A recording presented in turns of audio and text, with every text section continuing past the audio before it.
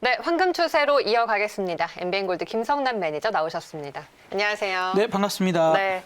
자, 시장이 미 대선을 기다리면서도 상승을 보여주고 있습니다. 뭐 우리의 자체적인 이슈도 있을 것이고 아니면 뭐 일시적인 반등일 수도 있고요. 어제 매니저님 말씀은 제 기억에 오늘 오전까지는 반등을 하다가 오후에 모르겠다 이렇게 말씀하시지 않으셨어요? 그렇죠. 오전까지는 우리가 자금 흐름적인 부분들에서 뭐 어쨌든 미국도 유동성 공급이라는 부분들이 시장에서 상당히 좀 호재스럽게 많이 반영을 하는 것만큼 우리나라도 우리나라 자체적으로 뭐 재정정책, 통화정책적인 부분들이 계속해서 진행이 되고 있는 중이거든요. 그래서 그런 부분들에서는 우리가 호재적인 부분들로 받아들일 수 있는 사항들이 있기는 합니다. 어제도 사실 그리고 오늘 같은 경우에도 국채가 30년물 입찰이 지금 현재 이제 끝났겠네요. 그래서 진행이 되는 그런 부분들인데 그 규모가 좀 컸어요. 오늘 3조 1천억 원짜리가 입찰이 있었기 때문에 그런 부분들이 진행될 때 어쨌든 시장 자체의 유동성 공급이나 여러 가지 부분들에서는 뭐 그 이유만은 아니지만 여러 가지 복합적인 이유가 있어요. 근데 그럴 때마다 시장은 좀 오전 중에 이 부분이 끝나거나 끝난 직후 정도까지는 상승을 일으키는 경우들이 좀 많았었다라는 것을 참고해 볼 필요가 있고요. 다만 이제 이 이후의 움직임에서는 그럴 만한 그러니까 그것만으로 시장을 더 당겨주는 요인들은 별로 없다라고 좀 봐야 되고 또한 이제 최근에 우리나라 또한 중국의 위안화 이런 부분들이 워낙에 강세 흐름들이 빠르게 나타나다 보니까 거기에 대한 우려감들이 좀 있었어요. 그래서 저도 오히려 우리 시장 자체가 그렇게 강세를 나타내지 못하고 있는데 원화 강세가 워낙에 빠르게 진행되다 보니까 그것 때문에 시장이 특히 코스닥이 더 빠질 거다라고 봤던 거였거든요. 그래서 그런 부분들은 이제 여기 이 자리에서 꼼꼼하게 다 말씀을 못 드리는 이제 시간적 제한 때문에 그랬는데 공개 방송 때는 다 그런 부분 많이 말씀드렸습니다. 쉽게 생각을 해보면 대기업들은 그래도 뭐 해외 시장이나 해외 공장이나 여러 가지 부분 때문에 환율 변동에 어느 정도는 대응할 수 있는 부분이 있지만 중소기업들 같은 경우에 원화가 너무 강세로 가버릴 경우 내가 어떤 물건이나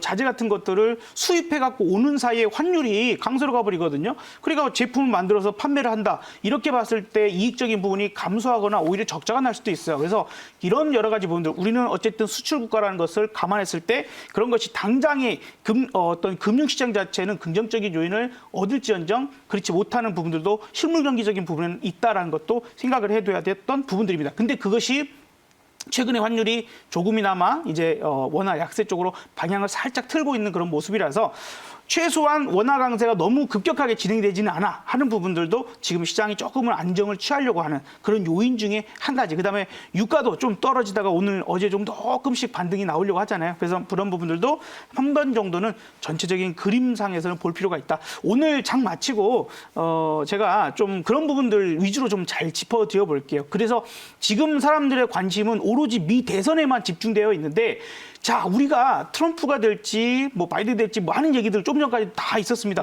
정말 중요한 얘기들도 다 중요하지만 저는 이렇게 생각을 합니다.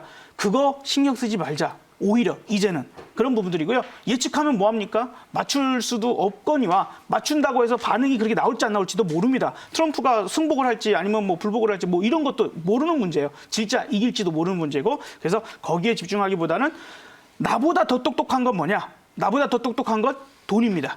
큰 돈이 어떻게 움직이는지 글로벌 전체 자금의 흐름을 파악하면 거기에 대한 해답도 나올 것이라고 생각되기 때문에 그 점 좀 짚어드리도록 할 테니까요. 한번 저랑 친구대기, 노란톡 친구대기에 내보시면 그런 부분들 쉽게 참여하실 수 있겠습니다. 네, 알겠습니다. 우리 빠르게 그러면은 종목 얘기를 좀 해볼게요. 어제 모나미 들어갔잖아요. 네. 꾸준히 계속해서 좀 상단을 높여가더라고요. 오늘은 그렇습니다. 강보합이네요. 오늘은 이제 사실 이쪽 섹터라기보다는 오늘 전체적으로 상승에 대한 부분이 나오는 날이죠. 그죠? 그동안 많이 빠지다 보니까 거기에 대해서 또 올랐다가 또 좀 빠지다 금요일 같은 경우 그리고 이제 어제 오늘 이렇게 올라가고 오전까지는 강세 부분들 계속 이어질 수 있다라는 부분이었고요. 오전 중 상승이 생각보다 너무 강하기 때문에 오후는 더 올라가기엔 조금 어렵지 않을까라는 생각을 해봅니다만 그래도 갑자기 밀리거나 이러지는 않을 거예요. 이제 불확실성에 대한 부분들 내일 모레 계속 봐야 되기 때문에 그런 정도로 보고 내가 예측 불가능한 영역에서는 대응을 좀 자제하는 것으로 제가 말씀을 드리는 거지 이제 더 이상 못 올라갑니다. 이제 빠질 겁니다. 이런 얘기를 하는 건 아니에요. 눈에 보이는 대로만 저는 투자를 하는 스타일이라서 자 그래서 요 부분들에서 그런 불확실성이 커질 때 모나미 같은 종목이 올라갈 수 있을 것이다라고 보는 관점이고요. 오늘 뭐 올라가는 것 별로 올라가는 것도 아니죠. 그러니까 오늘은 전체적인 분위기에서 그 납폭 과대 종목들이 올라간다라고 생각을 하셔야 될 것 같고, 그 다음에 여러분들한테 말씀드리면서 올랐던 종목들, 비덴트라는 종목도 뭐 어제 상당히 강세를 나타냈죠. 하루 전날 우리가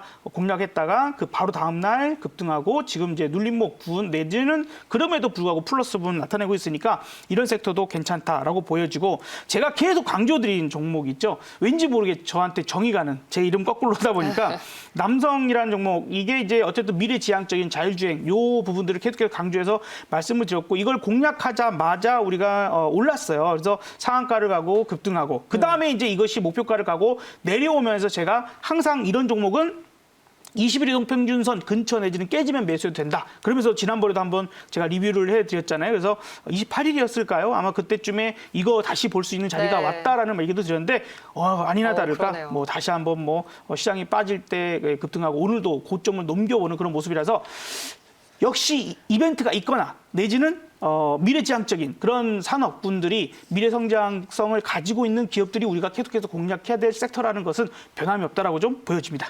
알겠습니다. 우리 그러면은 오늘 종목을 네. 빨리 만나봐야 돼요. 그렇습니다. 자, 오늘 종목은요.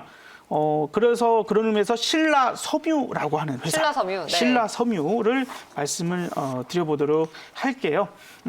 올라가고 있는데요. 예, 네. 요즘 같은 날씨가 참 이제 내일은 영하로도 떨어진다 그래요. 춥더라고요. 예, 네. 이렇게 좀 날씨가 가을 더 깊어질 때 신라의 달밤 같은 노래도 많이 떠오르긴 하는데, 자, 분위기가 왠지 어울릴 것 같습니다. 신라섬유는 많이 알고 계시는 부분처럼 말 그대로 신라섬유죠. 하지만 신라그룹 전체에서는요, 부동산 임대 사업이나 섬유 사업은 전체 한 20% 정도밖에 안 돼요. 그래서 이름은 그렇게 지어져 있지만 부동산 임대랄지 혹은 휴대폰 판매 사업이랄지 이런 부분이 한 30% 차지하고 섬유 사업은 한 20%다라고 좀 생각하시면 되겠고, 거기 신라 그룹 안에 신라 교육이랄지 신라 섬유 그리고 신라 SG 같은 이런 계열들을 두고 있다라는 것도 좀 생각하시면 좋겠고요. 사실 우리나라에서 꾸준하게 이 섬유업계에 좀 입지 전적인 어떤 인물, 이 박성형 회장님이 세운 회사이기도 합니다. 최근에 좀 지배구조 관련된 개편 이런 부분이 경영권 분쟁이 있었었고요. 그런 부분들이 이제 마무리가 되어가는, 그래서 법원 판결까지 나온 상태라서